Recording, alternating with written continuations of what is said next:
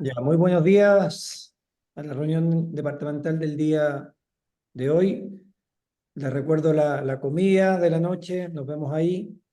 El día de hoy nos va a presentar el doctor Tomás Zamora, parte del equipo de cadera y de tumores musculoesqueléticos. Ya, nos va a presentar fractura en hueso patológico. ¿Puedes presentar, Tomás, o no? Sí. Sí, sí, estoy aquí tratando de hacerlo. Espérate un poquitito. Dame un segundo. Ahí está. Ok.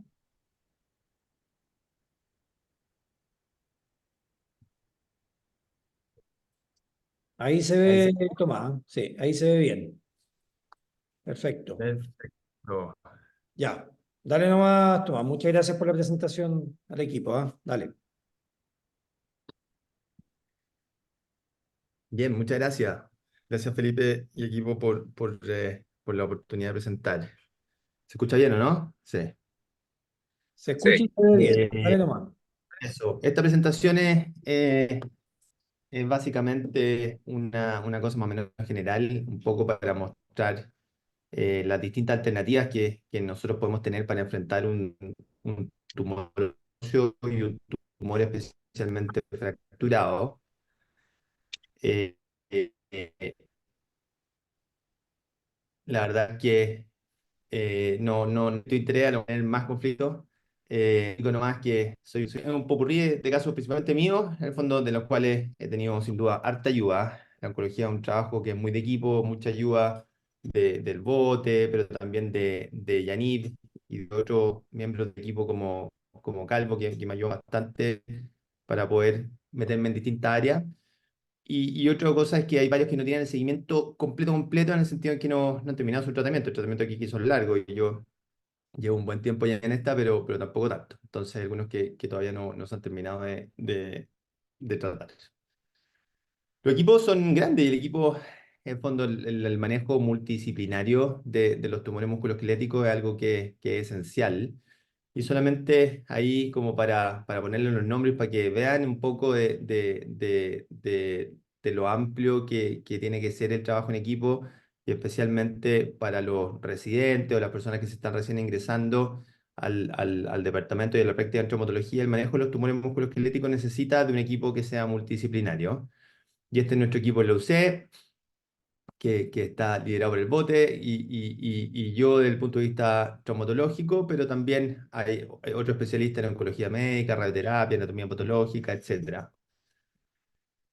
Y también nosotros tenemos otra unidad, que es la unidad de tumores del Servicio de Salud Suroriente, que es un servicio grande, el cual la empezamos oficialmente ya hace 2 años, la cual lidero yo, pero trabajo junto con la doctora Torrellas, que ella es venezolana, que hizo una pasantía acá, y no puedo dejar de mencionar a mi hermano mellizo, que aunque no lo quiera, es parte de la unidad también, y trabaja codo a codo operando tumores, a pesar de que levanta la ceja, pero lo hace con mucha ayuda y el primero en poner el dedo siempre cuando yo me echo un vaso o dejo algo sangrando. Así que eso es una zona grande. Nosotros vemos todas las comunas: Pirque, Puente Alto, San José, La Pintana, La Granja, San Ramón y La Florida, que son 1,5 millones de habitantes. Y el último año hemos tratado quirúrgicamente más de 83 pacientes con cáncer, lo que es un número que es bastante elevado. Ahora, las fracturas en hueso patológico es un tema súper amplio, y la definición más exacta o la definición más rápida que lo voy a encontrar es que es un hueso fracturado por una causa de base, que muchas veces esto se asocia a la manifestación de un cáncer del hueso, y esa es la definición del diccionario del Instituto Nacional del Cáncer de Estados Unidos. Sin embargo, hay muchas otras causas, de las cuales la neoplasia es la más frecuente, pero hay muchísimas más que podemos observar también. Ahora, en términos generales, eh, obviamente que el saber cuántas de las fracturas en generales que uno trata son patológicas es un dato que no es fácil de saber, en el fondo, y tiene una incidencia que no es muy clara. Pero hay otros estudios que han tratado de objetivar esto, y por ejemplo este estudio, que es un estudio poblacional de más de 20 años en pacientes mayores de 50 años, mostró que era hasta un 4% del total dependiendo del año, lo que es un número más o menos elevado si uno piensa de 100 fracturas que uno trata como traumatólogo, que es nuestro principal objetivo de práctica médica, cuando 4 van a ser patológicas. Y este otro estudio en fracturas de cadera mayores de 65 años mostró que en Estados Unidos entre estos años era hasta un 3%, patológicas neoplásicas, no por otras causas, por lo tanto una cosa elevada. Pero obviamente que uno no puede meterlas todas en un saco y esto es un ejemplo de las alternativas que podemos tener y voy a desarrollar un poquitito más estos casos más adelante. Podemos tener niños, adolescentes, adultos jóvenes, adultos bien jóvenes, yo ya tengo casi 40, así que esto es cada vez más joven para mí. Ya adultos en el fondo y también adultos mayores que a lo mejor pueden tener una fractura que uno consideraría clásica, sin embargo, tiene ciertas particularidades que deben ser sin duda que tomadas en atención. Ahora, los tumores musculoesqueléticos en general son obviamente tumores del hueso y de tejidos blandos, del tejido conectivo, que es básicamente lo que une los distintos tejidos, y son un grupo heterogéneo de lesiones que son consideradas infrecuentes. Sin embargo, esta interpretación muchas veces es algo errada. Los sarcomas son el 1% de los cánceres adultos, pero son el 20% de los tumores sólidos en pediatría, lo que es un número elevado, con más de 10.000 casos al año en Estados Unidos. Y dentro de eso, los sarcomas se presentan en todas las edades. El osteosarcoma y el sarcoma de Ewing probablemente, como pueden ver, la línea verde y naranja más en las primeras 2 décadas, pero el condrosarcoma va aumentando a medida que van pasando los años también. Pero no solo eso, sino que los tumores benignos también son muchísimo más frecuentes y hay estadísticas que muestran que pueden ser hasta 100 veces más frecuentes. Obviamente que la incidencia real de un tumor benigno, por ejemplo, como este, que es un fibroma nosificante en una niña de 11 años que no va a recibir ningún tratamiento, es difícil de meter dentro de algún dato, pero tienden a ser muchísimo más frecuentes y probablemente por cada sarcoma que nosotros nos encontramos tenemos 100 tumores benignos que han pasado antes. Y este aquí, por ejemplo, que es un tumor benigno, pero mucho más agresivo, un niño de 12 años que tiene un quiste linfático. Y por otra parte también las metástasis, que son el otro gran grupo de lesiones óseas que nosotros podemos tratar, son una complicación muy frecuente del cáncer. Hasta un 70% de los pacientes con cáncer de próstata o mama van a tener una metástasis al hueso, lo que es muchísimo. La mitad de otros tumores que también son frecuentes, como pulmón, riñón, tiroides, gastrointestinal, vejiga, útero, con muchísimos fallecidos al año en todo el mundo. Y por eso esto necesita un manejo integral y exhaustivo. Y si pensamos en la estadística en Chile, mirando un poco hacia el futuro, que con el aumento de la sobrevida de las personas, el aumento de la sobrevida del cáncer, podrían verse hasta un 77% de incremento en la incidencia de carcinomas para el 2040. Eso son 100.000 nuevos casos al año.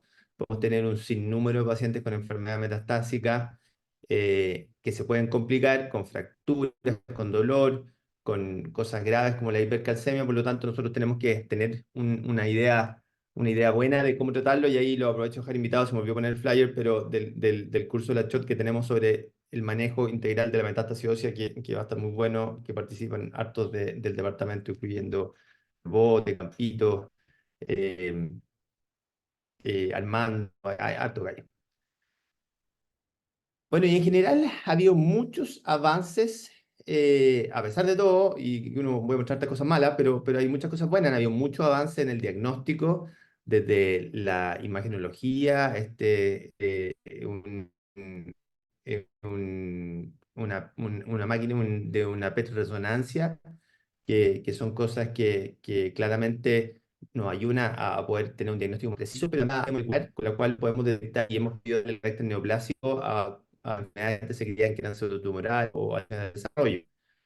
Hemos tenido muchísimos avances en el tratamiento, solamente para mostrarle un listado de las distintas terapias médicas, las cuales hoy en día están dirigidas a ciertos targets específicos que alteran moléculas y nos permiten aumentar la sobrevida de un paciente que tenga metástasis.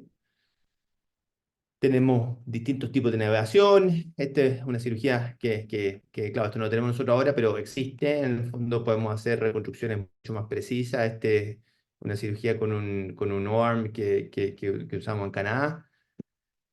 Y también tenemos muchos avances en nuestra cirugía. En el fondo podemos reconstruir prácticamente todos los segmentos corporales, desde la rodilla, el fémur intercalar, el fémur proximal. Podemos utilizar injertos con una gran precisión, de tal forma de reconstruir segmentos que antes se consideraba que eran solamente tratables mediante una resección más radical, o sea, la amputación. Sin embargo, para poder llegar a todos esos avances, tenemos que partir por un médico que podemos ser cualquiera de nosotros en la urgencia o en alguna otra parte que tiene que pensar, si ve una fractura, como este hombre acá, que tiene una fractura no desplazada, si es que esta fractura será patológica, aquí es bastante evidente, pero no necesariamente lo va a hacer. Y segundo, si es que es una fractura patológica, será una lesión maligna o será simplemente un quiste óseo o cualquier otra cosa. Ya hay este paciente que logramos rescatarlo de otra mano, en el fondo que iba a ser ya operado por un quiste óseo simple, por una fractura desplazada de tibia y terminó teniendo un liposarcoma intraóseo desdiferenciado que es un cáncer súper, súper raro. Ya, los liposarcomas son muy frecuentes, pero un liposarcoma intraóseo desdiferenciado es una cosa súper rara. ¿Ya? Y de esa forma evitar que este paciente hubiera terminado ahí con un clavo, que es lo que en grandes rasgos se denomina como un tratamiento inadvertido de un sarcoma, y que a pesar de que uno pensaría que es raro, no es tan raro, y uno puede verlo en algunas series hasta en un 31% de los sarcomas de alto grado que son derivados de algunos centros de referencia. Ahora, el enfrentamiento de los tumores y de las fracturas tumorales tiene que ser un enfrentamiento sistemático con la clínica, con las imágenes, con la histopatología, pero al final lo primero que nosotros tenemos que hacer, y esto muchas veces es donde nos equivocamos, y a mí especialmente me pasa porque soy acelerado para todo y no puedo dejar de ser acelerado para mi pega al final, es que cuando tenemos una fractura que se ve rara, tenemos que primero respirar, en el fondo aguantar el bisturí y pensar en el fondo qué son las alternativas de diagnóstico que tenemos, cuáles son los potenciales riesgos y eventualmente qué va a pasar si yo hago tal cosa. Y siempre pensar un poco en el futuro y en las distintas consecuencias que eso puede tener. Y entonces eso es súper importante y muchas veces a nosotros nos cuesta parar y pensar, pero como mensaje para los que son más chicos, en el fondo probablemente no hay ninguna fractura que necesite ingresar a pabellón ahora ya, a ponerle un clavo, sino que muchas veces nosotros podemos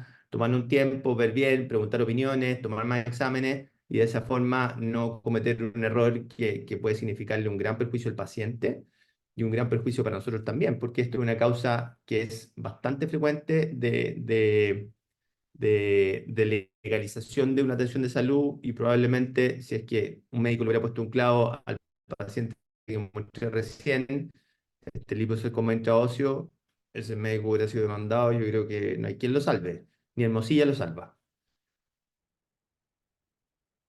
Ahora, dentro de la clínica siempre tenemos que preguntarnos por el trauma, ¿ah? Y hay que ver qué tan proporcional fue el trauma con la fractura.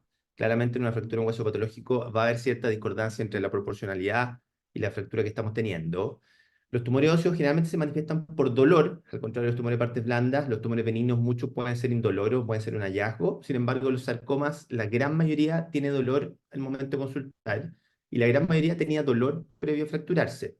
Por lo tanto, el dolor antes de la fractura en el segmento comprometido es una cosa súper importante. Obviamente los síntomas generales, como la compromiso de estado general, baja de peso, astenia y dinamia, son también importantes, pero muchas veces menos frecuentes. Y la historia oncológica y los hábitos es fundamental, especialmente en los pacientes mayores.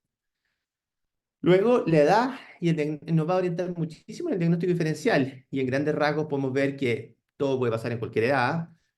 Sin embargo, en los niños jóvenes vemos mucho más tumores benignos, lesiones pseudotumorales, tumores malignos primarios o tumores hematológicos como la leucemia que eventualmente pueden manifestarse en el hueso. Mientras que en los adultos mayores, en los adultos y los adultos mayores, nosotros pensamos mucho más en tumores malignos secundarios, en el mieloma o en el linfoma, en tumores que pueden ser también benignos o malignos primarios, pero con mucho menos frecuencia y mucho menos eh, prioridad dentro de nuestro diagnóstico diferencial. Y es así como nosotros tenemos que siempre partir con una radiografía en dos planos, en la cual tenemos que observar la fractura y la famosa personalidad de la fractura, pero mirar también qué hay debajo, mirar bien las características del tumor, evaluando estos puntos que el bote siempre es súper categórico para tratar de enseñarlos, que son primero la edad del paciente, si es que hay una lesión única, múltiple, las distintas caracteres morfológicos de la fractura, que nos hablan del margen, zona de transición, reacción perióstica, matriz, compromiso a la cortical, compromiso a las más partes blandas, la localización y la localización dentro del tumor en el eje longitudinal y en el eje transversal, que eso es muy importante según con lo cual vamos a poder orientarnos a distintas etiologías. Y en grandes rasgos eso nos permite orientarnos a una lesión más bien no agresiva, como la que vemos a la izquierda, que eso probablemente es perdón, un quiste simple, puede ser un lipoma intraóseo, versus una lesión agresiva o todo el resto de las lesiones que no son claramente no agresivas o indolentes, como lo que se ve a la derecha, que es claramente una imagen muy sugerente de un osteosarcoma. O si lo miramos en las fracturas que tenemos, que mostramos inicialmente, por ejemplo, esta mujer de 40 años que tenía una displasia fibrosa, claramente tenía una lesión que era de aspecto no agresiva, a pesar de que estaba fracturada, márgenes bien regulares, una recesión baja, sin base parte blanda, sin recesión perióstica, ninguna de estas cosas, mientras que esta lesión de la derecha, que una niña de 16 años con un osteosarcoma, claramente presenta un aumento de masa de parte blanda, reacción perióstica y se ve de una actividad mucho más agresiva, lo que orienta hacia una patología maligna, no necesariamente teniendo que serla. Después de eso, la resonancia es uno muy útil, es probablemente el gold estándar en la evaluación local en cualquier lesión sospechosa del hueso y también en el tejido blando. Tenemos que considerar que un paciente fracturado va a tener dolor, por lo tanto, la sedación puede ser necesario, el tiempo tiene que ser lo más agotado posible, y esto nos permite dar una evaluación anatómica y una evaluación funcional, y esta es la resonancia de la misma niñita fracturada con un osteosarcoma, en la cual podemos ver claramente en el T1 infiltración de la médula ósea, podemos ver más de partes blandas, podemos ver eventualmente compromiso de la cortical, reacción perióstica, y con su análisis funcional, que esto es la evaluación anatómica, pero el análisis funcional con el DWI o el DCE, que el DWI es en fondo imágenes, Diffuse Weighted Imaging y Dynamic Contrast Enhancement, que es básicamente un contraste dinámico, nos permite evaluar en distintas condiciones y diferenciar muchas veces de algo que puede ser inflamación o edema o hemorragia por una fractura o es propiamente tal inflamación tumoral. Ahora, el escáner en la fractura es súper útil y es también útil en la fractura en hueso patológico. La resonancia nos da mucha información, pero nos da todo. Y, por ejemplo, el escáner es mucho mejor para poder evaluar la mineralización de un tumor primario. Entonces, por ejemplo, en este caso, que se puede ver acá, que este es un corte, una reconstrucción axial de un escáner, en que podemos ver la mineralización de la masa de partes blandas, lo que claramente corresponde a un aumento de volumen asociado a un osteosarcoma. También nos puede ayudar a delimitar fracturas complejas, a ver mejor la destrucción de la cortical y de esa forma nos puede muchas veces ayudar a diferenciar entre distintas lesiones malignas. Probablemente no va a detectar más ni cambio de la médula ósea que la resonancia, pero sí a discriminar entre distintas lesiones. Ahora, eso sí, si nos enfrentamos en un caso, por ejemplo, esta paciente tiene 45 años, antecedente de cáncer de mama, que fue tratado hace 5 años con esta lesión lítica en el foro proximal derecho, que claramente está fracturado, esto nos pone en un problema, porque en el fondo es una mujer adulta, pero no es una mujer no es una adulta mayor, en el fondo tiene antecedentes de cáncer, pero un antecedente de cáncer hace 5 años, con esta lesión lítica, entonces alguien podría caer en la tentación de llegar y ponerle un clavo, lo cual claramente sería un error. Entonces aquí es donde tenemos que, en el fondo, parar un poquitito, pensar y ver las distintas alternativas. ¿Y por qué? Porque cuando tenemos una nueva lesión ósea en un paciente con cáncer previo, podemos tener un diagnóstico alternativo hasta en un 20% de los casos. La gran mayoría puede ser un cáncer de mama, cáncer de próstata, si es mujer o hombre, mucho menos riñón, pulmón, pero pueden ser. Pero también podemos tener desde tumores que son benignos hasta otro cáncer, hasta un sarcoma. Ya puede perfectamente ser un condrosarcoma diferenciado de forma proximal, que en una persona con mala suerte nomás que se dio después de un cáncer de mama. Entonces, como existe la probabilidad de un diagnóstico alternativo, en el fondo es muy importante considerar la necesidad de una biopsia en algunos pacientes, y porque la osteosíntesis en una fractura en hueso patológico puede transformarse en el tratamiento inadvertido de un sarcoma, lo que tiene claramente implicancias que son graves dentro del pronóstico del tratamiento de un paciente y médico-legales también. Y este caso es un caso típico que uno pensaría que esta cuestión es muy rara, pero no es tan raro. Yo en Canadá vi un caso así, en la cual un residente de la urgencia, en el fondo, que era un gallo súper capacitado, le puso un clavo, lo que era un sarcoma y terminó nosotros poniéndole un fémur total. Y así como vemos, esta misma paciente, 45 años, antecedente de cáncer de mama, puede tener distintos escenarios y nosotros deberíamos hacer un estudio local con radiografía de resonancia, una amplificación a distancia y ver si es que eventualmente puede haber un primario con un escáner de tórax, abdomen y pelvis, eventualmente una cintigrafía y también ver otros diagnósticos alternativos con todo el laboratorio, especialmente descartando mieloma u otras enfermedades. Y de esa forma podemos encontrarnos con tres escenarios en términos globales. En el fondo esto puede ser una lesión solitaria sin cáncer, una lesión solitaria con la historia de cáncer o una enfermedad metastásica que ya está diseminada y que probablemente va a tener otra lesión en otra parte. Y en general, si uno quiere hacer una regla así básica, en todos los casos, salvo en una enfermedad metastásica ya bien diseminada al hueso y al tejido visceral, ese paciente probablemente va a necesitar una biopsia antes de su tratamiento, claramente con alguna excepción a la regla. Ahora, si es que pensamos en el tratamiento de la fractura en hueso patológico, obviamente este es un grupo muy grande y esto depende de hartas cosas.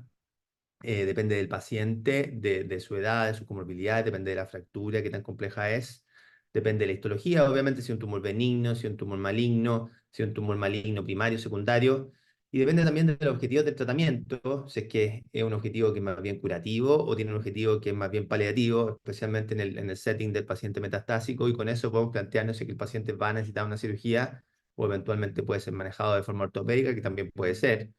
Sin embargo, cualquier hacer tratamiento tiene que cumplir con ciertos principios, principios oncológicos, principios también funcionales, le tiene que permitir al paciente hacer una vida adecuada y especialmente si es un paciente en el cual el tratamiento no tiene un objetivo curativo, esto tiene que ser funcional y también tiene que ser algo duradero, ¿ya? En el fondo, el tratamiento que nosotros vamos a hacer tiene que de todas formas ser algo que le permita al paciente y ojalá ser la última cirugía del paciente, que le permita movilizarse y hacer sus actividades.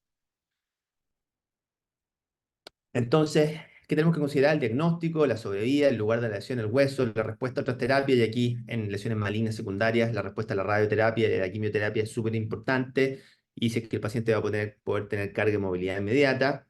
Y por ejemplo, esta paciente de 90 años que tiene una fractura subtrocantérica izquierda sin ningún antecedente, pero que ya en la radiografía se veía extraña, como lo podemos ver, que tiene además una prótesis de rodilla de ese mismo lado, y que al estudio, con un escáner, no se lo pudo hacer una resonancia por dolor, mostró esta importante lesión lítica en relación al fémur proximal, pero que después, haciendo todo el estudio que comentamos recién, con,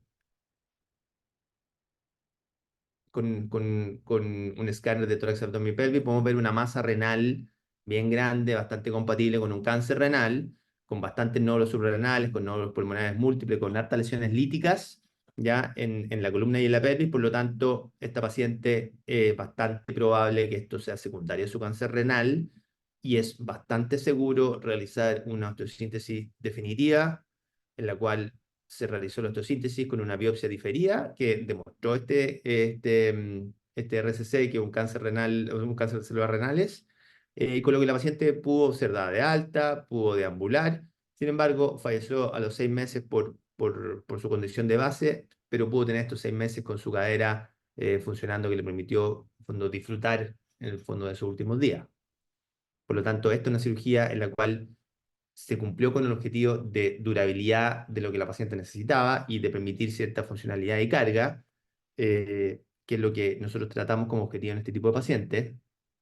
Sin embargo, por ejemplo, este otro hombre que tiene 73 años, mismo diagnóstico, cáncer renal, un cáncer de células renales, nefrectomizado ya hace ya varios años, 2007, que tenía algunas metástasis, pero tenía una muy buena funcionalidad, tenía este IMDC, que es un índice para evaluar el pronóstico de un paciente que eventualmente va a ser sometido a inmunoterapia o a terapia dirigida, que era muy favorable, que tuvo esta fractura en hueso patológico, como se puede observar aquí en la diáfisis femoral, que fue como sería tratado en la gran mayoría probablemente de los centros, tratado en otro hospital con un clavo retrógrado, que inicialmente se veía bastante bien, pero fuimos viendo a lo largo del tiempo, aquí me llegó a mí, me llegó un poquitito después probablemente, con esta lesión que iba creciendo, se biopsió, demostró que era este cáncer renal metastásico, no había otras lesiones, las metástasis pulmonares estaban estables, por lo tanto se decidió someter al paciente a radioterapia.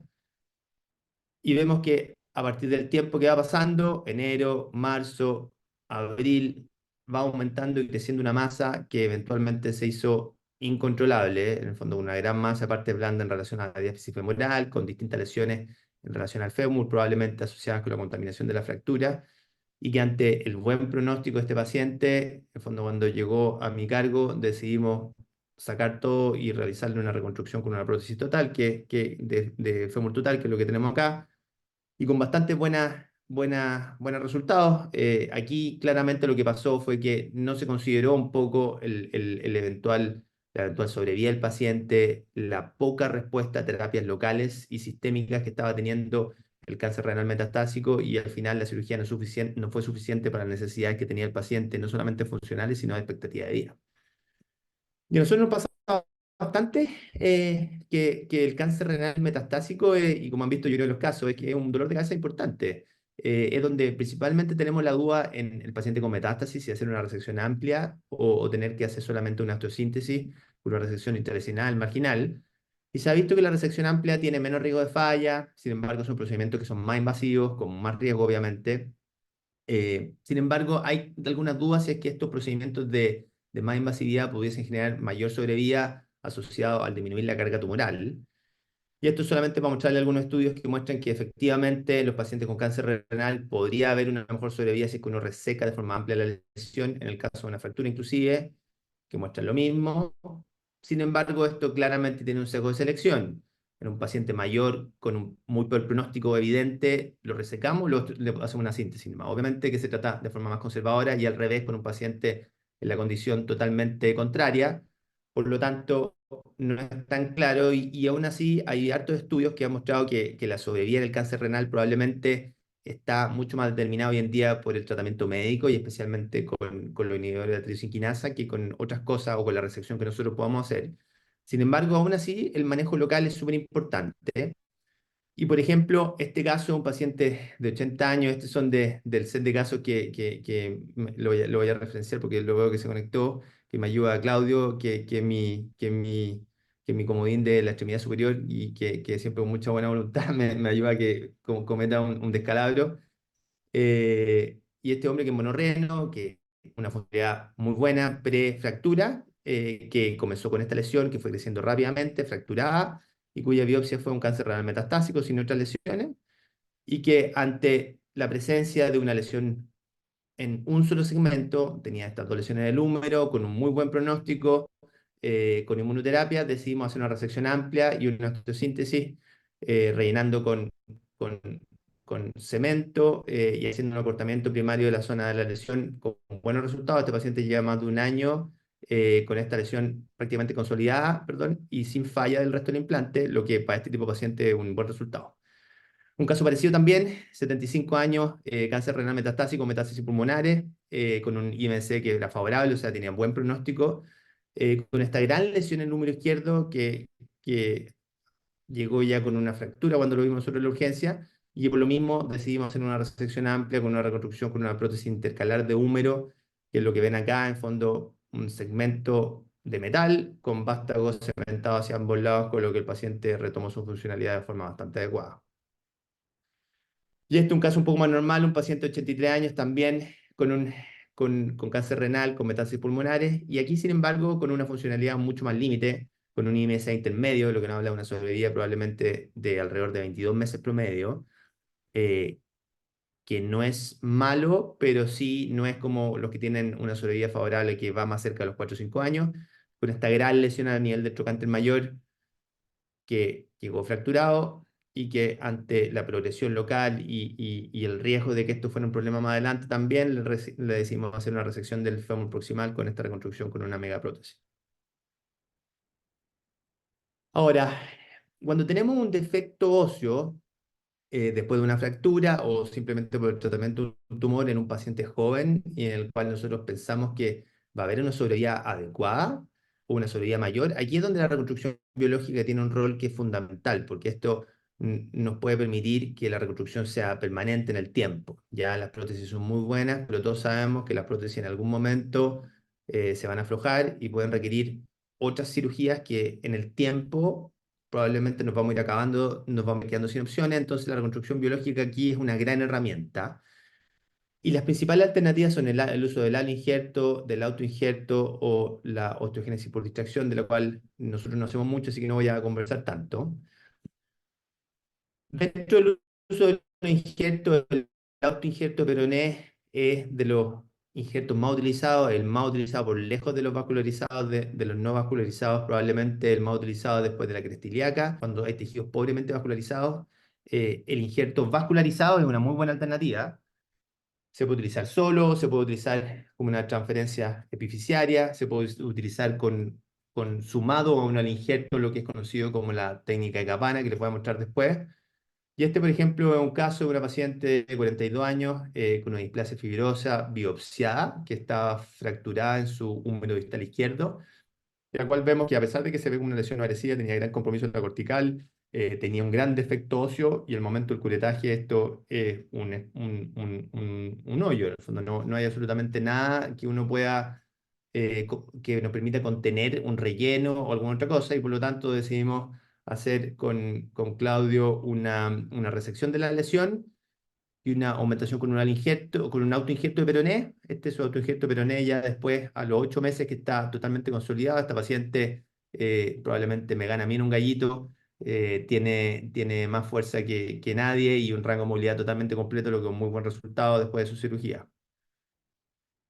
Este otro caso, un niño de 13 años que tenía dolor previo, que ingresó después de una semana de estar fracturado. Este paciente por distintos hospitales, estuvo en el Padre Hurtado, tengo la impresión un tiempo después lo trasladaron al hospital de la Florida, y tenía esta lesión que se observa en la cadera derecha, que es una lesión de márgenes regulares, que se ve que no tiene signos de mayor agresividad, sin embargo, tenía un gran defecto óseo ya a nivel del cuello, probablemente asociado también a la evolución de la fractura y que lo operamos realizando una biopsia intraoperatoria que no mostró que no había una sospecha de sarcoma, con una biopsia de fería que mostró un quiste erismático, y en la cual realizamos también una osteosíntesis que es bastante clásica, como lo que uno haría normalmente en una fractura de cuello en un paciente joven, con un DHS, con una reducción obviamente que abierta. Sin embargo, para tratar de mantener el largo, para tratar de aumentar el defecto, utilizamos un autoinjerto de peroné, de forma inferior al DHS, con lo cual este defecto, que a mi parecer tenía un alto riesgo de falla, ha aguantado durante 6 meses sin colapso. Eso sí, todavía no vemos consolidación, que es el objetivo final que estamos esperando.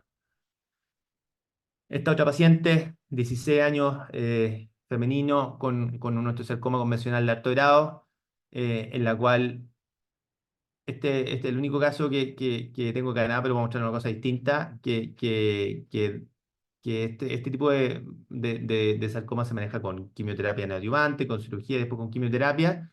Esta es una alternativa de reconstrucción que no se utiliza mucho, pero que puede ser súper útil y tiene hartos estudios que muestran que eventualmente puede tener una funcionalidad muy superior a otras alternativas, y que es la resección más una artrosis primaria con el injerto y la suma de un peroné vascularizado para aumentar la tasa de consolidación y la resistencia más tardía en el largo plazo de la reconstrucción. Estas son las fotos de la cosecha del peroné, la masa tumoral y después la reconstrucción con el injerto, que lo podemos ver acá, y después con el autoinjerto de peroné vascularizado que va en la zona de entre medio, y una modificación de la técnica de Kapana para utilizarla dentro de una fusión de hombro ya con los resultados finales, y uno podría pensar, ¿qué puede hacer esta mujer? Pero tiene una funcionalidad bastante buena. A los 12 meses después de la cirugía, tiene un MSDS de un 80%, que es bueno, con una funcionalidad que es bastante adecuada. Probablemente es difícil de obtener una funcionalidad similar con cualquier otra reconstrucción protésica o con un injerto sin realizar una fusión de hombro, pero este hombro puede cargar peso. En el fondo puede ya cargar una maleta sin ningún problema.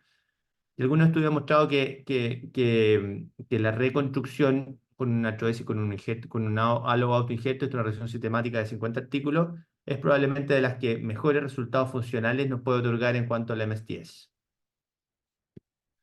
Y finalmente el último caso que les voy a mostrar, que este era el hombre de 53 años con el liposarcoma desdiferenciado, que podemos observar aquí esta lesión, que inicialmente en la radiografía no se ve como mucho, pero en la resonancia se ve como una lesión sólida, que tiene un gran compromiso a nivel de la tibia, con compromiso de partes blandas, con esta fractura hacia posterior, que lo biopsiamos de forma incisional, que mostró un liposarcoma desdiferenciado y que después lo tratamos de forma abierta con un alinjerto de banco de tibia, con esta reconstrucción. Yo este alinjerto lo rellené con cemento para tratar de disminuir la fractura, y está ahí todavía, está probablemente de sus últimas radiografías con la osteotomía distal ya consolidada, que yo hubiera pensado que hubiese sido al revés, pero esta osteotomía ya consolidó, pero está aquí todavía que le falta un poquitito de consolidación y estamos ahí esperando para que podamos ver el resultado definitivo.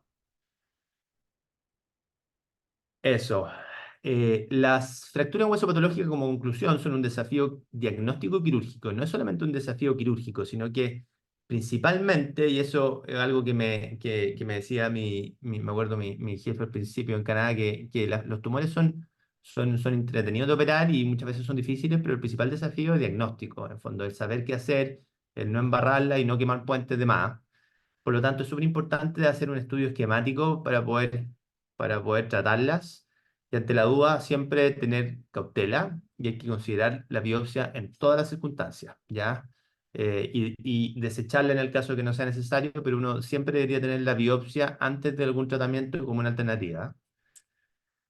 Hay que tener distintas alternativas de manejo, la osteosíntesis sin duda, pero también la resección y la reconstrucción con otras alternativas, y hay que considerar en ese sentido la reconstrucción biológica y protésica como herramientas que son complementarias y que nos pueden salvar ante ciertas condiciones que generan gran defecto óseo y especialmente en pacientes más jóvenes que pueden necesitar reconstrucciones que le duren por un largo tiempo. Muchas gracias.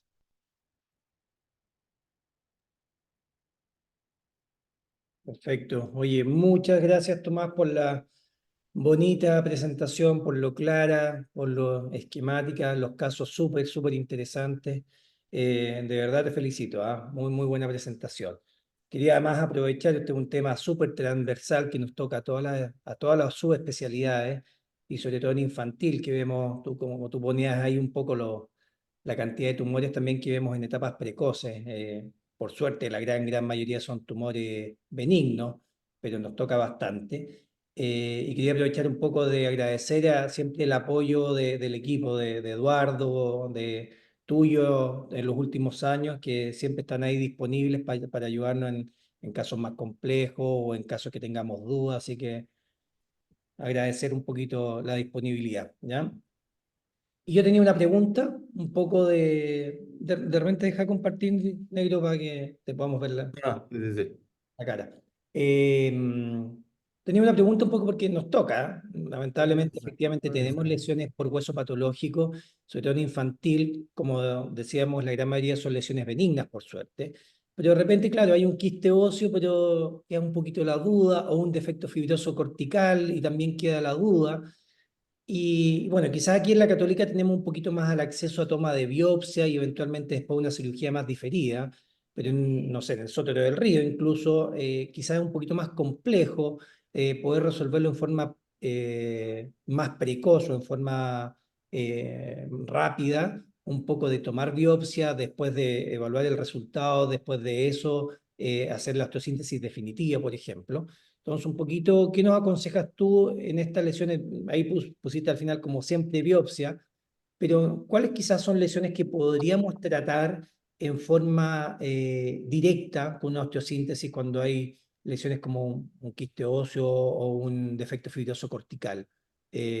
No sé si, o siempre Sí. tiene que ser biopsia y aunque se demore un mes en tener el resultado, porque a veces tampoco tenemos el resultado inmediato de una biopsia, sino que es una biopsia diferida que se puede demorar un mes en el sótero. Entonces ahí si nos Sí, puede... sí, sí, sí.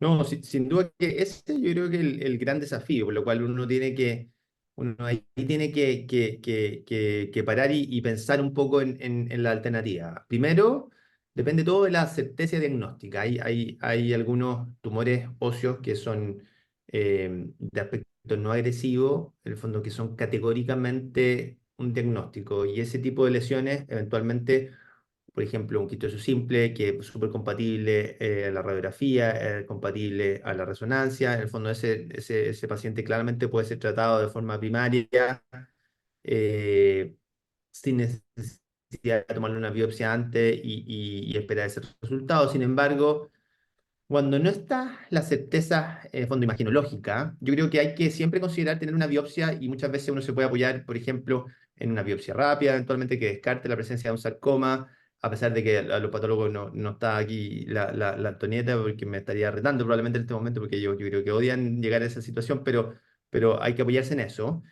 Y lo otro también es siempre pensar, en el fondo, y estar cubierto para las cosas que pueden pasar. Yo creo que eso es lo principal, en el fondo. Si es que uno dice, mira, yo hago esto, en el fondo, ¿y qué va a pasar si es que yo tengo, el resultado definitivo es que esto es esto? Está bien, obviamente, si es un quiste está bien. Pero ¿qué pasaría si es que no hay una probabilidad cero de que esto eventualmente sea un sarcoma con lo que yo hice? En el fondo, estoy generando con mi osteosíntesis un daño al paciente. Claramente, si es que hay una lesión sólida en el fémur, por ejemplo, en un niño que se fractura, y uno piensa que es una displasia fibrosa, y le pone un clavo, en el fondo le está generando un gran daño al paciente si es que eventualmente ese paciente termina teniendo un osteosarcoma. ¿Ya? Entonces, independiente de la presión que uno puede tener, si es que la probabilidad de que eso pase no es cero, uno debería tener una biopsia antes. ¿Ya? Obviamente que la imagen ahí nos da un poquitito la regla. La probabilidad de que un paciente tenga un osteosarcoma cuando tenga una lesión netamente quística, sin ningún componente sólido, que es totalmente categórica a la imagen de un quiste simple, eso, la probabilidad de que sea un osteosarcoma es cero. Entonces yo eventualmente le puedo poner un clavo, o un stent o lo que sea, sin tener la biopsia. Pero si no es cero, en el fondo, y lo que yo voy a hacer está comprometiendo el futuro del paciente y las distintas alternativas quirúrgicas, un tratamiento definitivo, ahí uno tiene que parar. Perfecto, clarísimo. Y es una realidad de fondo importante. A mí me han derivado pacientes de Sotro para ponerle un clavo y yo he dicho, chuta, en verdad no estoy seguro que esto no sea un tumor malo. Yo diría que es súper poco probable, pero comentándolo con el paciente, pero sí que efectivamente es, y yo te pongo el clavo, esto va a ser un problema. Y los pacientes a veces entienden. Yo he tenido pacientes esperando 3 semanas en la cama. ¿Ah? Ujú. Y después con otra síntesis definitiva y probablemente eso en el servicio público lamentablemente es un poco así. En el fondo que uno no tiene la opción de tener un patólogo amigo que pueda hacer todo el esfuerzo para tener un informe en 2 días y que eventualmente no difiera mucho el manejo definitivo. Perfecto. Felipe. Mauricio, Eduardo. ¿Eduardo? Eduardo. Sí, estoy acá, pero si Mauricio levantó la mano primero, perfecto. Tú organizas. ¿Quién entonces? Mauricio, dale, dale Mauricio y después Eduardo. Sí, Claro. yo puse los parlantes acá porque está la patóloga amiga acá cerca, así que y Oh. va a ser también preguntada un poco. Oye, nada, pues, te agradezco la presentación, Tomás, súper buena, es súper entretenida, también súper desafiante porque ahí como les digo a ustedes, jugando cacho en medicina, dudo de que haya probabilidades de cero o probabilidades de 100%. Eso finalmente es tu calibre o el calibre del doctor con respecto a la sospecha, digamos. Y uno puede ser más o menos paranoico y ahí te puedes quedar pegado en el loop eterno, digamos. Y sí, yo creo que la pregunta que hizo Hodgson es súper atingente, cuándo biopsiar o no o cuándo no biopsiar, pero me imagino que habrá sistemas medios agringados en que biopsian prácticamente todo, digamos. Y ahí viene, y acá se me van a enojar, digamos, pero ahí viene la mítica cosa de tener una biopsia rápida montada para tejido musculoesquelético, que es como polémico, digamos, por lo menos acá es una polémica que ha rebotado harto, ya me están moviendo la cabeza acá y todo, están haciendo gestos, digamos. Y vi que uno de los casos lo resolviste así, digamos, que tenía una lesión única y que hicieron en cadera y que tomaron una biopsia rápida, era un quiste óseo aneurismático, creo, de una niñita en cadera, eh, Sí, asegurándose de que no hubiera osteosarcoma, digamos, ¿cierto? claro. Eh, claro, entonces acá me soplan, ¿le creemos la biopsia rápida? Acá están poniendo la duda. ¿Qué tanto hacen ese setting? Y porque acá lo típico que me citan acá es que en la clínica Mayo se hace todo el rato, pero no somos la clínica Mayo. Esta es la pelea que yo he escuchado durante ya más de 10 años, digamos. Sí, pues, yo la idea, en el fondo, en general, es poco, idealmente es poco. Es más que nada para, en el fondo, en el caso que uno tenga una bastante certeza de que algo no es algo, pero eventualmente quería un poquitito más de apoyo, si eso es básicamente. Yo también encuentro que es poner a todo el mundo en una situación media compleja porque el patólogo se la tiene que jugar con algo que eventualmente a él tampoco no le da tanta certeza y uno quiere que te apoye en lo que tú pensáis porque tú no estés pensando que es un tumor malo si por algo estás haciendo eso. Entonces está ahí esperando un poco, pero yo creo que en general lo hacemos poco. Para estos casos así que para mí con la resonancia, el examen, todo este cabro era totalmente evidente que él no tenía un tumor malo. Entonces lo hice un poco así porque también soy un poco paranoico y me gusta tener un poco más de certeza, pero también yo sabía que si eventualmente me salía y eso es importante, si eventualmente, porque la biopsia rápida me informaron, no se ve elemento de malignidad, pero la verdad es que yo los patólogos este caso de HLF, el patólogo del HLF, el que especialmente que hace la rápida, lo conozco y le tengo menos fe que un paquete de cabrita. Y la verdad es que ahí sabía un poco que si es que eventualmente cambiaba la situación, no me iba a cambiar tanto el panorama. Si me hubieran dicho, mira, esto es un sarcoma, le pusiste el DHS, como que no era tan terrible, ¿eh? Y yo tenía pensado qué pasaría si es que era esa situación. Eventualmente tenía que cortar de abajo el último tornillo y poner una reconstrucción de forma proximal, ¿no? Ya, entonces uno tiene Ah, que ya, tener siempre. pero ahí viene la pregunta del patólogo. Bueno, entonces, ¿para qué pediste la rápida si es que no iba a cambiar la conducta intraoperatoria, digamos, ¿no? Sí, efectivamente, solamente como un poco de justificación nomás, ¿ya? Solamente también porque hay una cosa también un poco de que uno, de apoyo a fondo médico legal, de que uno usó todos los elementos disponibles para tener un diagnóstico, ¿ya? Pero si hubierais tenido un patólogo confiable, en ese caso de la cadera de la niñita, y te hubiera salido sarcoma, ¿tú hubierais cambiado la conducta intraoperatoria hacia una resección? Sí, hubiera parado, paráis Ya, nomás al tiro. ya, Sí, perfecto. Perfecto. lo mando, paráis, cerráis y listo, y para afuera. Mm. Oye, y el otro comentario que quería hacer era que acá un poco los fenicios, pero nosotros obviamente en columna estamos súper habituados a tratar metástasis, muy poco habituados a tumores primarios porque son muy poco frecuentes. eh, pero ahí veo que en el equipo de ustedes, y me agradó mucho que hayáis partido con este listado multidisciplinario, ya de tener como tumor board o reuniones multidisciplinarias como habituales para ver sus casos. Lamentablemente en columna, yo no sé si por el volumen de metástasis o por una cosa de cultura de equipo, nosotros tenemos que andar como persiguiendo a los amigos, a los otros componentes del equipo, digamos, ¿ya? En general, ¿ustedes toman siempre las decisiones en Tumor Board o de repente tienen que hacerlo por su cuenta nomás? ¿Cómo ha sido un poco la cultura? Porque la otra cosa que me llamó la atención es que tú, por ejemplo, nombraste algunos pronósticos que yo desconocía absolutamente, como el IMCD, creo, que era uno que Sí. citaba ahí, que aparentemente tiene que ver con un pronóstico de respuesta a inmunoterapia. Yo lo desconozco, digamos. Em, entonces, uno echa de menos cuando está como más o menos aislado del resto de los equipos, el tener justamente esos elementos de toma de decisiones que son los que más se nos escapan a nosotros, que son los puntos ciegos de uno, que son los que proveen la otra parte del equipo, digamos. Cuéntanos un poquito cómo es su metódica de trabajo con respecto al tumor board, la frecuencia. Yo sé que son las reuniones de sarcoma los martes en la mañana, creo. Y cómo lo hacen. Bien. Sí, yo creo que al final en todo este tipo de cosas que son cosas complejas y en la cual uno no maneja toda la información, como tú bien dices, el trabajo en equipo es súper importante porque hay muchas cosas que a uno se le escapan en el fondo. Yo no sé muy bien en el fondo la implicancia, los alcances de algunas quimios, ni de la radio, ni otras cosas. Entonces, obviamente que ahí el apoyo multidisciplinario yo creo que es esencial. Pero sí, efectivamente, yo creo que en todos los sistemas, y no solamente les pasa lo de columna, nosotros para el manejo de la lesión metastásica muchas veces, como se ve con distinta gente, eso no tenemos una muy una tan buena, un tan buen manejo de equipo, ya que nosotros regularmente nos juntamos a ver los casos que son de tumores más bien primarios. Cada 2 semanas el UC, en el fondo en el cual participa de forma súper activa la Antonieta, el Bote, los oncólogos médicos, radioterapeutas, etcétera.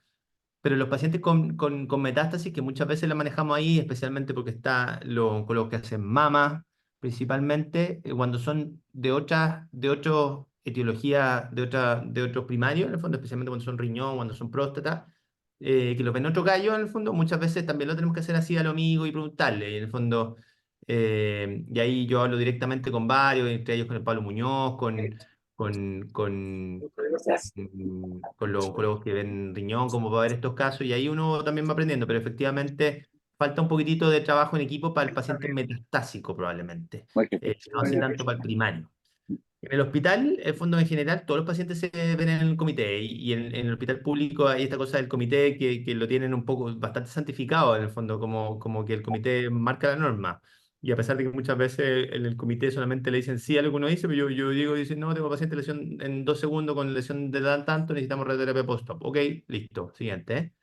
En el fondo eso es mucho más, probablemente mucho más sagrado el tratamiento que pase a través de un comité en los hospitales públicos que en los hospitales privados. Ya no estoy muy seguro por qué.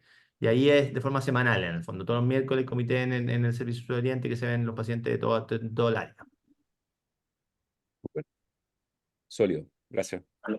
Felipe, sí, hacer algunos comentarios, agradecer lo primero, no solo la presentación, la excelente presentación de Tomás, que como partner del equipo de tumores y de cadera también, porque pegamos juntos la gran mayoría de los casos, y que no solamente es un apoyo en el pabellón, sino también importante apoyo en lo que es lo académico, en la escritura, por las fases de la vida que son un poco distintas y por lo que hemos vivido.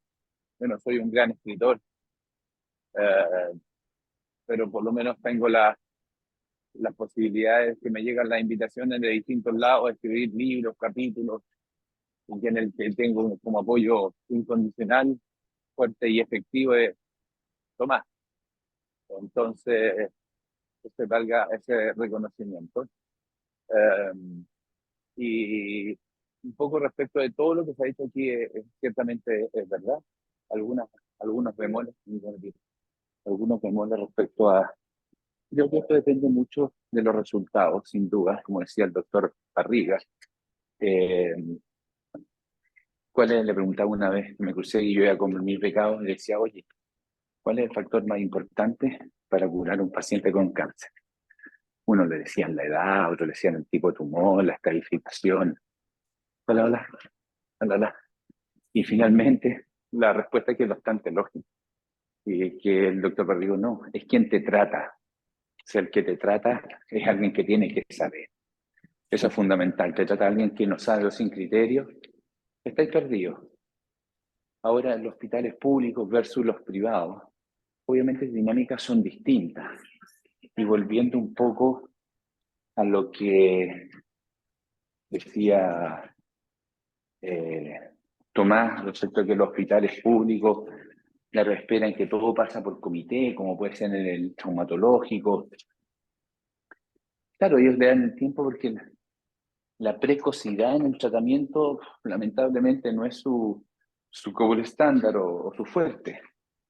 Entonces, creo que pasa un poco por eso. En el caso nuestro, llega un paciente, tenemos estas reuniones de sarcoma 2 veces a la semana, debería ser todas las semanas para ir dando solución en conjunto a todos nuestros pacientes.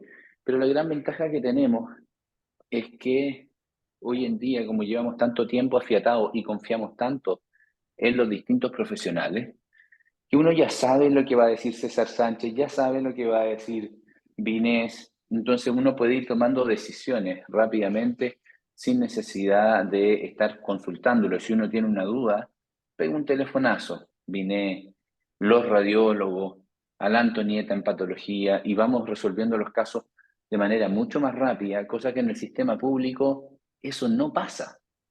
Y eso marca la diferencia en ser tratado un paciente aquí en la Católica, que a mucho orgullo lo digo, o sea, yo creo que por lejos el mejor paciente puede ser tratado desde el punto de vista oncológico acá en nuestra institución y no en otros lados, conociendo a todos los artistas. Entonces es básicamente esa la dinámica. Respecto a la pregunta de la biopsia, ¿quién biopsiar? El profesor Campanacci, que muere el año 99, ¿no es cierto? El paladín desde los años 70 en el Risoli, ícono en la oncología ortopédica, que le gustaba mucho la histopatología, mucho el diagnóstico, el tratamiento del tumor, pero no la reconstrucción. Una de sus frases era que lo más difícil es saber qué no biopsiar, porque biopsiar, tú puedes biopsiar todo. Lo difícil es saber qué no biopsiar.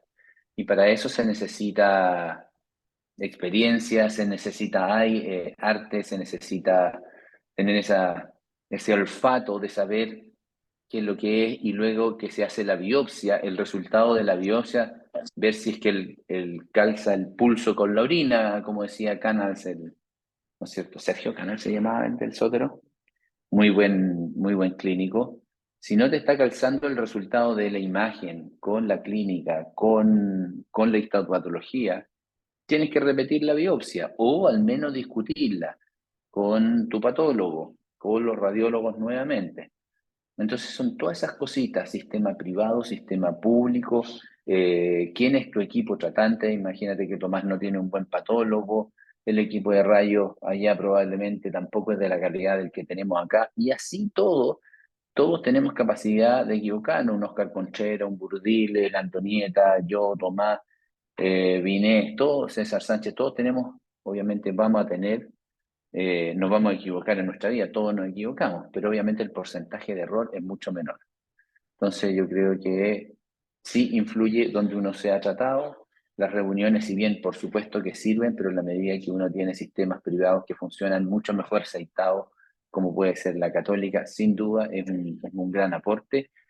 Tenemos colegas de distintas subespecialidades que son aportes que en casos importantes, ¿te acuerdas, Campitos, cuando sacamos ese tumor de célula gigante de al menos 25 centímetros que estaba matando a esta paciente? Le hicimos una cirugía de 16 horas, que no caminaba, que estaba muerta de dolor, a los 27 años la habían mandado a morir a la casa. Le hicimos esta cirugía en 16 horas y logramos salvarla, hoy camina, hoy está libre de enfermedad. Y eso es equipo multidisciplinario. Cuando tengo algunos tumores específicos en extremidad superior, hay algunos muy talentosos cirujanos que también es un agrado poder compartir con ellos para operar. Eh, entonces vamos teniendo, si vamos a hacer resecciones bajas, sacras, le pedimos al pelado Urrejola que nos ayude con la disección para entrar por anterior y que nos despeje el sacro para poder abordarlo. Entonces, esa es la tener la calidad y la disposición, la buena disposición de vasculares para poder ayudarnos al éxito de estos pacientes. Entonces, eso marca la gran diferencia. Y lo otro también que dio énfasis es saber contra qué estamos peleando. Eso de llegar y meterle en cirugía a cualquier cosa con un cierto grado de certeza, no. La certeza tiene que tratar de ser siempre máxima. Nunca es 100%, pero tratar de acercarse a eso. Yo creo que eso es más o menos lo que yo quería decir y nuevamente agradecer a Tomás públicamente por su presentación y por su apoyo en todo sentido al equipo. Muchas Gracias, gracias, Pote. Tomás. Tomás Eso estaba sí, agradeciendo. sí. Bueno, muchísimas gracias por todos los comentarios, Eduardo, y felicitaciones ahí por el equipo. Bueno, Y gracias también al equipo de infantil que siempre nos apoya cuando en los pacientes que tenemos que después alargar o controlar la simetría de extremidades, que también están ahí siempre bien dispuestos. gracias a ti, Eduardo, por mandar a esos pacientes. Mm. Ya, no sé si alguien más tiene algún comentario. Vamos ahí, creo. Ya, felicitaciones nuevamente, Tomás, y a todo el equipo. Los esperamos hoy día en la comida de la noche. Ahí nos vemos. Y muchas gracias a todos por la atención. Nos vemos hoy día. Adiós. El dress code, Felipe. ¿Cuál es? Semiformal, Semiformal. semiformal. No vayan con short, no vayan con Luis. No, no, Pero semiformal. su blue jean, No, no, su está Blue Jean es mal. roto. Blue Jean es roto y polera. Semiformal. Claudio, el fellow de El rodilla semi. puede ir como quiera. Bien, Laura, bien. Ya, nos Ya. vemos. Chao, chao. Chao, Claro. que estén bien.